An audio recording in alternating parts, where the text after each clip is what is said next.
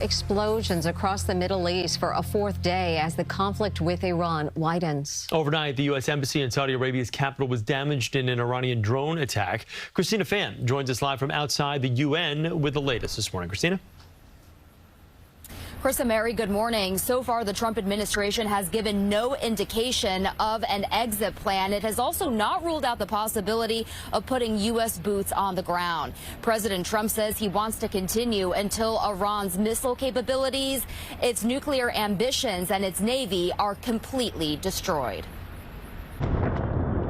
Loud explosions rocked the skylines of Beirut and Tehran Tuesday morning as the joint U.S.-Israeli campaign against Iran entered its fourth day. So this is a regime committed to destroying the United States of America.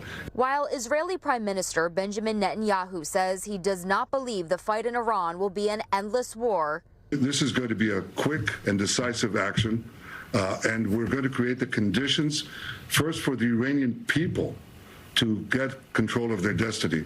President Trump warned on Truth Social that wars can be fought forever and very successfully, noting that U.S. munition stockpiles are virtually unlimited. Right from the beginning, we projected 4 to 5 weeks, but we have capability to go far longer than that. We'll do it. The U.S. and Israeli militaries have carried out more than 1,000 strikes in the last 3 days. Iran and its allies have struck back, hitting locations in Israel and Kuwait.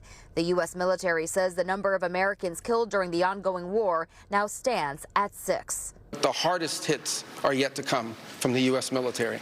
The next phase will be even more punishing on Iran. We're also learning new details about the attack that killed Ayatollah Khamenei. The Financial Times reported Mossad hacked into Tehran's traffic cameras to watch the movements of the supreme leader. CBS News has learned the CIA was also watching and had been following Khamenei until he appeared at a meeting with advisors Saturday morning. This was a daylight strike based on a trigger event conducted by the Israeli Defense Forces, enabled by the U.S. intelligence community. Critics are questioning why the U.S. entered the war. Secretary of State Marco Rubio indicated the administration knew Israel was going to strike and was worried about retaliation. We knew that there was going to be an Israeli action. We knew that that would precipitate an attack against American forces. And we knew that if we didn't preemptively go after them before they launched those attacks, we would suffer higher casualties and perhaps even higher those killed. I am an extraordinarily strong supporter of Israel. But do I want Bibi Netanyahu making the decision of when and where Israel will strike and then bring Americans into a war? Trump administration officials are set to brief lawmakers later on today. The Secretary of Defense, the Secretary of State, the Director of the CIA, and the Chairman of the Joint Chiefs of Staff will be holding a meeting with the full Senate at 3:30 this afternoon. An hour and a half later, the full House will receive the same information.